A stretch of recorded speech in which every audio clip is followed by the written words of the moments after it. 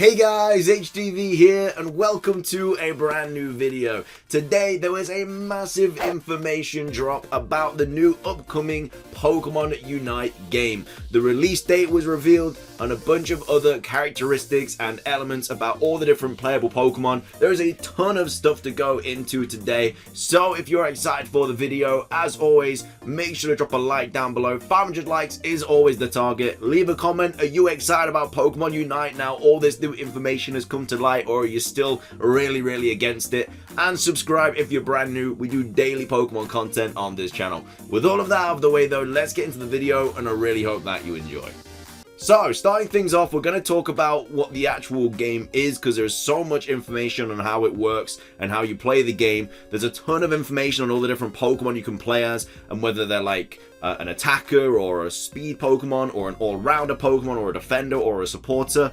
Obviously, this is the roster at the moment, but of course, with these kind of games, more Pokemon will be available as time goes on. And then also, there's a lot of information that's not necessarily on the website about the game that you definitely want to know about. So anyway, all about Unite battles, a powerful energy permits Eos Island that makes Pokemon more powerful and provides them with enhanced abilities. Pokemon trainers from around the world come here to harness this powerful energy in thrilling battles. So it says, before battle, each player chooses one Pokemon. Each Pokemon has its own strengths and weaknesses. So obviously we have Charizard here, a load of Ninetales, and Gengar. The background kind of decides what kind of Pokemon it is. So I think Charizard is an all-rounder. I think Gengar is speed, and then I don't know what a load of Ninetales is. It says over here, like if you click on like attacker, it has a kind of like this orangey background. So a load of Ninetales is an attacker. You got your speedster here, which is obviously Gengar, Absol, and Talonflame, etc., etc.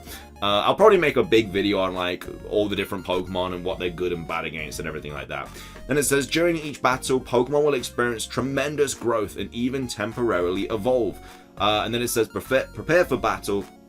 Players can then select the moves the Pokemon potentially learn in battle, as well as a held item. As the battle progresses, Pokemon will get stronger and learn a variety of new moves. Practice and discover which moves suit your playable playstyle the best. So it's not just like you get a set amount of moves or whatever, you literally have to choose which moves you want. So that kind of gives it such a bigger competitive aspect, because it's not like you're stuck with the same thing every time. You're gonna have to choose moves depending on the opponents you're facing, which makes it so much better. It then goes on to say held items and battle items. So you can get the most out of your Pokemon by giving them up to 3 items to hold. There are over 15 types of held items, so find a combination that best complements your Pokemon's moves. Trainers can support their Pokemon during a battle by using battle items. So you have things like the Float Stone, Leftovers, Muscle Band, Rocky Helmet, Scope Lens, and then they'll all do things. So obviously the Float Stone here gives you an increased attack and movement speed, and this is at level 1, so you can obviously upgrade them as well to level 20. I'm guessing that's during the battle. So that's, again, even more of a competitive aspect, like all these different moves that you can have, all the different items you can have, as well as the actual Pokemon you have as well. So yeah, I don't think it's going to be like just a random, like, easy to play game. I think there's going to be like super competitive parts of this game which really separates like different players.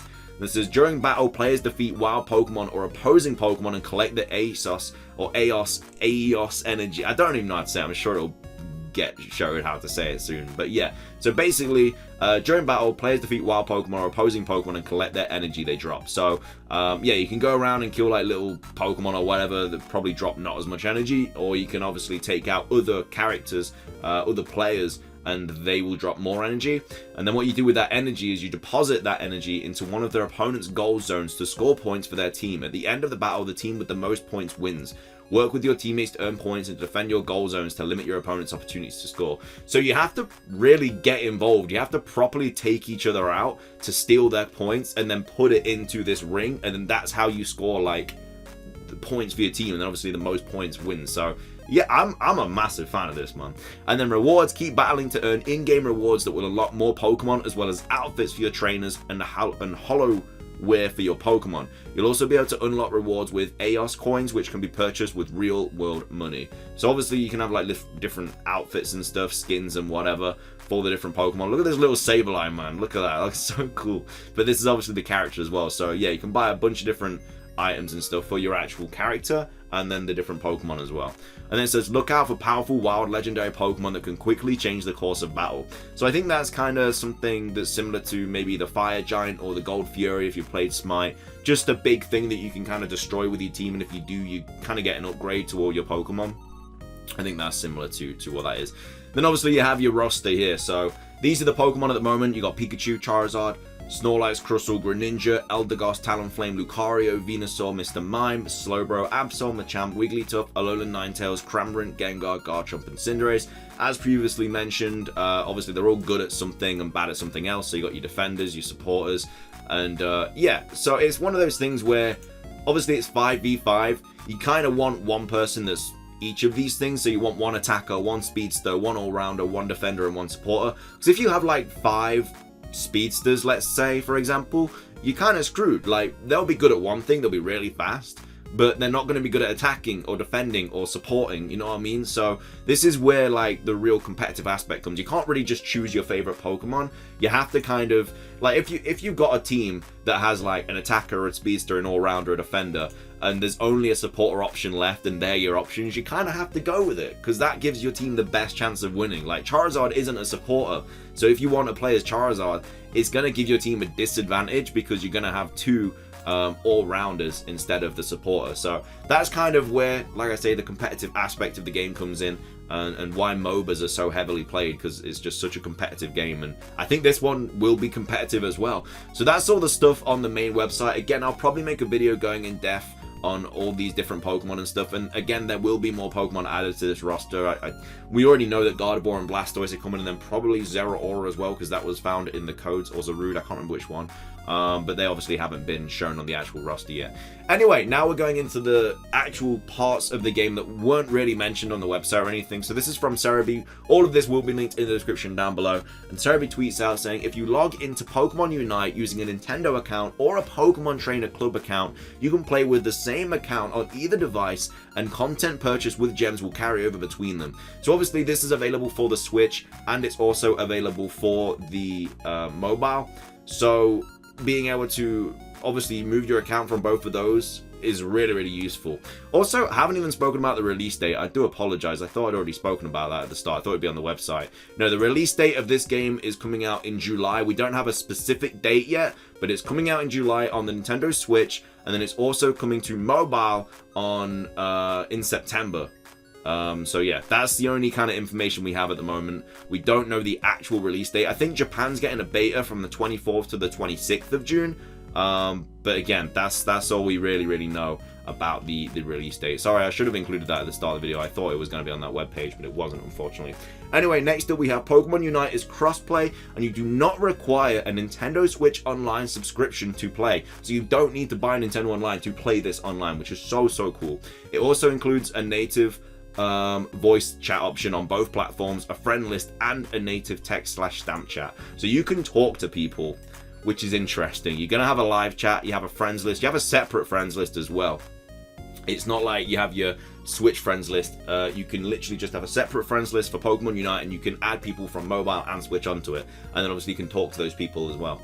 And then this is from Pokemon Center. It says Pokemon Unite will have 3 currencies. So you have Aeos Gems, which is paid, you have to buy those.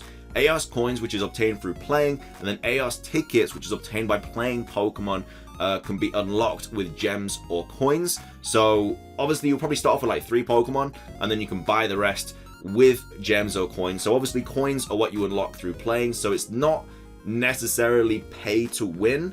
But obviously if you buy like all the Pokemon at the start with gems, you'll obviously have more of options. But you can buy them with coins by playing the game. And then the skins are obtained exclusively with gems. So that's kind of my big kind of problem with this game. You can't buy any skins with coins. You have to put money into the game, which is a little bit of a letdown for me personally.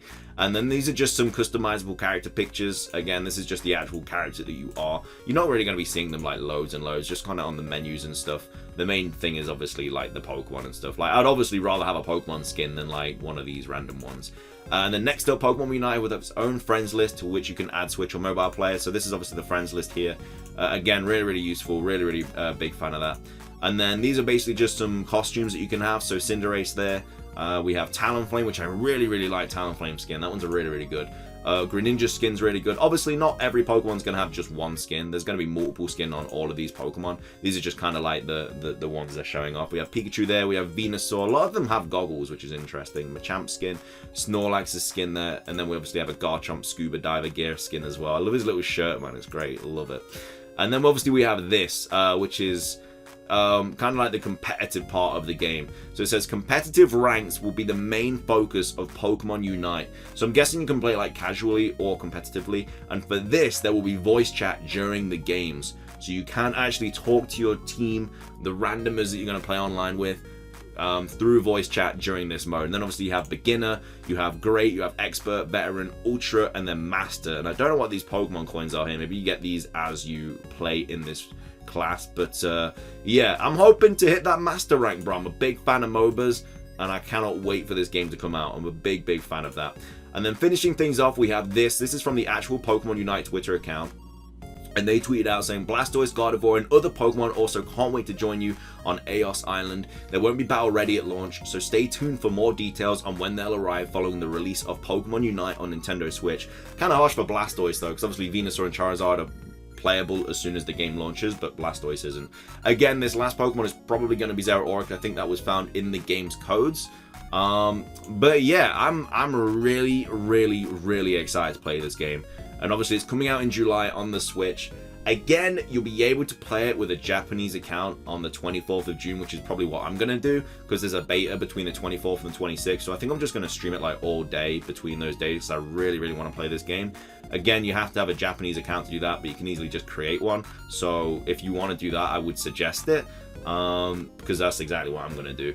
And then obviously it comes out worldwide in July on the Switch. So yeah, not long now that we have to wait. Hopefully we do get an actual specific release date soon. But that is going to be everything for today's videos. I really hope you guys enjoyed it. If you did, please do drop a like down below. Leave a comment. What are your thoughts about Pokemon Unite now? And subscribe if you're brand new. My reaction to the video will be up later. I did stream that earlier. Thank you to everyone that did tune in for that. But yeah, that's everything from me. Have a fantastic rest of your day. And until next time, peace.